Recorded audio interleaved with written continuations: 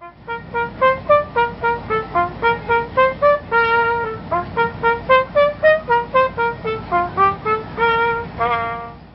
to post the colors. Forward. Hut.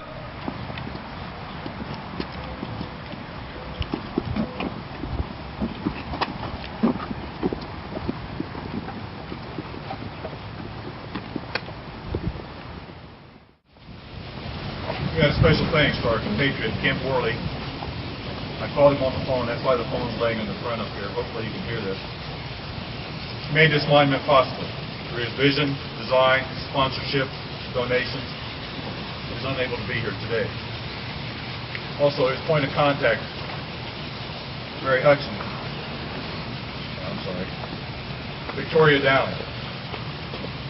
When she got together with our committee, which is led by Jack First, back in October 2011, couldn't have received a warmer reception.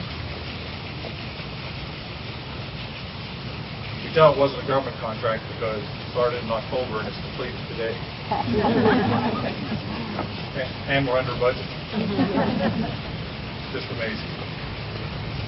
Special thanks also to compatriot Jack First, who also cannot be here today due to some health issues. He was our chapter project leader, past president. He accomplished the lion's share of the work to make this project a reality, with a lot of help from his wife Shirley, who is here today.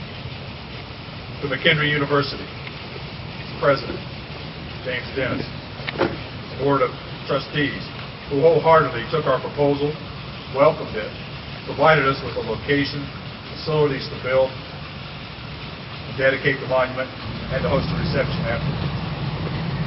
Timothy Barker, who graciously volunteered to provide music for us today, and Austin Bouchard, McKendree student who is filming this event for us. So we really got these folks involved in McKendree. I mean, it's almost their ceremony. Also a special thanks to the folks that have attended the Jesus conferences that are attending McKendree right here today. Thank you for coming to be a part of our ceremony. A personal thank you to compatriot Bob Blanchard, chapter secretary, Lisa Caldwell, Public Affairs at Transcom, Sally Megan, Vice President for Administration and Finance, and her assistant, Ms. Lauren Corte, for making this happen. Thank you to everyone in attendance for why your presence supports one of our key activities of inspiring our communities with the principles on which our nation was founded. At this time, let's have a warm welcome for Dr. James Dennis, McKendree University President.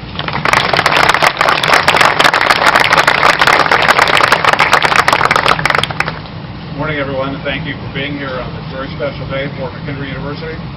We are absolutely thrilled to be able to share in the presentation of these monuments that will continue to reflect upon our history of our country and remind us all of the sacrifices that have been made by others so that we can have the freedom that we have today. I think this is a very meaningful exhibition to have on our university campus because we constantly work to remind young people of where we've come from and help us understand where we're going.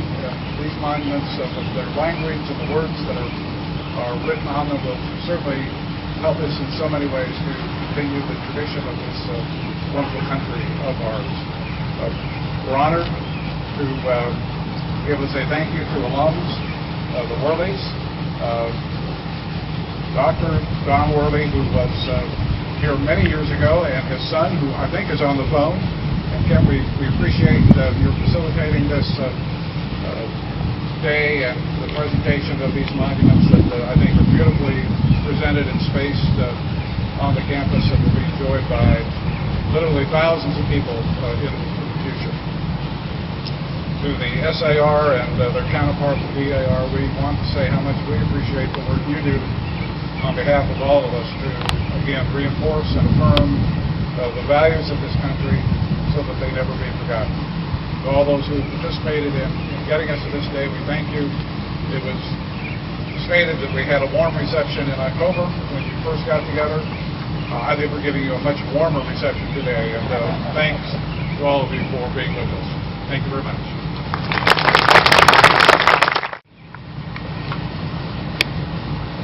Thank you, Dr. Dennis. It's my honor and privilege to introduce our guest speaker, Lieutenant General Kathleen M. Gainey, no stranger to Illinois, as you will soon hear from our bio. Lieutenant General Gainey received her commission as a second lieutenant through ROTC in 1978 after graduating from Norfolk, Virginia's Old Dominion University, and receiving a Bachelor of Science degree in Special Education. Currently, Lieutenant General Gainey is the Deputy Commander, U.S. Transportation Command, Scott Air Force Base, Illinois.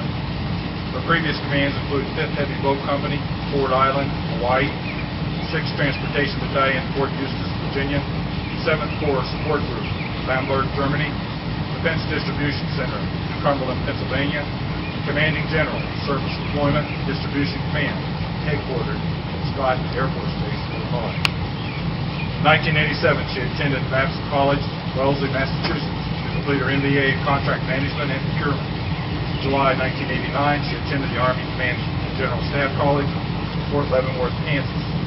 And she is a 1997 graduate of the Army War College. Lieutenant General Gainey's other assignments include Chief, Container Freight Branch, Military Ocean Terminal, Bay Area, Western Area, Oakland, California. Program Analyst, United States Armament, Munitions, and Chemical Command, Rock Island, Illinois.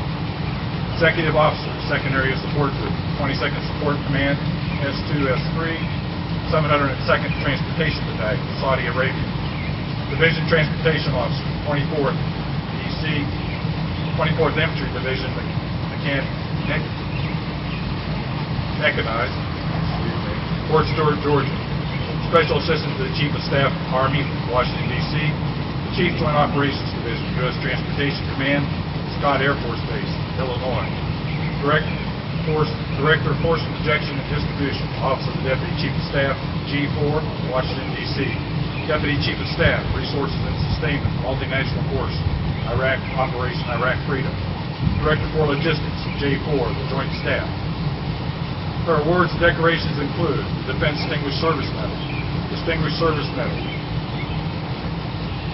Distinguished Service Medal, the Defense Superior Service Medal with Oak Leaf Cluster, Legion of Merit with Oak Leaf Cluster, Bronze Star Medal with Oak Leaf Cluster, Meritorious Service Medal with Silver Oak Leaf Cluster, Joint Service Commendation Medal, Army Commendation Medal with 3 Oak Leaf Clusters.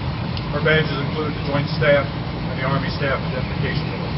A warm welcome for General Gainey. I am very honored to be here today with you. It is wonderful to be in the company of these fabulous people that have recognized our nation and what you all do to foster those values at the university as well. We thank you very much. I understand that GI Jobs magazine listed McKendree University among the top military-friendly schools for many years now. And I thank you very much for that, because that's more of what our nation needs, is people that understand the value of a military and the freedom that comes with that. I'm very pleased to represent Scott Air Force Base and United States Transportation Command here with you today to celebrate this great dedication that is behind us. I'm also humbled to represent the men and women who are selflessly serving around the world to help defend this nation's freedom and our values and what we stand for around the world. No other country can do what we do, and you should be most proud of that. We are indeed leading the way, and nations look to us for guidance. It's an honor to be in the company of so many descendants of great patriots who fought so valiantly for our nation's independence more than 230 years ago. These freedoms that we hold so true to our heart about the core of what this nation is all about. And I want to thank the Lewis and Clark chapter for what you all do. Your recognition for the military, your recognition for our firefighters and our police departments, your outstanding student scholarships, and all that you do to promote historic landmarks all around the world. Thank you very much. I can think of no other organization that would have closer ties to a Lewis and Clark chapter. All of you here strive to educate and to remind us of the outstanding responsibility that we have and the sacrifice that our patriots did for this nation And it's important that we remember what their sacrifices were. And of course, for Kent Worley's contribution to this monument, he has shown such generosity and devotion to make this come to be. And of course, for Kent's father, Dr. Worley, for his establishment of this Lewis and Clark chapter. Both were graduates of McKendree University. College, sir. And it shows a deep sense of pride and responsibility to both the organization that they came from, but also to this nation. And it's great to see Charles Schweitzer here today. Sir, I am very honored to be in your presence. And thank you for your support that you give to the military all around this community and everywhere you go. It's very important to us to know that you care and that you value our service. I also thank you for the support that you've given the families of both our fallen comrades and those that serve today. Because when they're away from their loved ones, it's the communities like yours that gather around them and take care of them. So thank you very much. It's very important that our service members know that the local communities are there for them and their families as well. These are the times that try men's souls. The summer soldier and the sunshine patriot will, in this crisis, shrink from the service of their country. But he that stands it now deserves the love and thanks of man and woman. I can think of no words that could be truer today. They volunteered to go in harm's way. They volunteered to go forward, not even properly equipped. They volunteered to leave their families without knowing whether those families would be taken care of, and to go forward to do what was right. They knew that they had to bind together to help create this nation. They knew that that was the only way they could fight a nation like Great Britain that was the most powerful in the world. And it was their fortitude, it was their dedication, and it was their sacrifice that enables us to be here today and call ourselves Americans.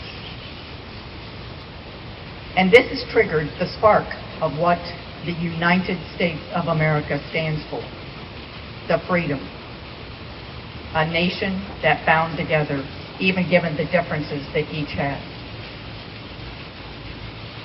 And so the vision of our forefathers is part of our heritage, and that's what we're celebrating here today. The heritage of giving back to a nation, of understanding the importance of being part of a larger entity than ourselves. We have experienced more than a decade of war, and I think we would all understand when I say that it has made us stronger, not weaker.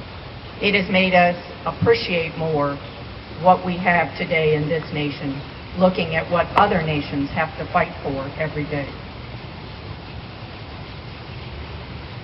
And I'd like to highlight the wisdom of the people who took the time to dedicate this monument and the words that are on these plaques, because it is what this nation stands for, and it is what we hold true to our hearts.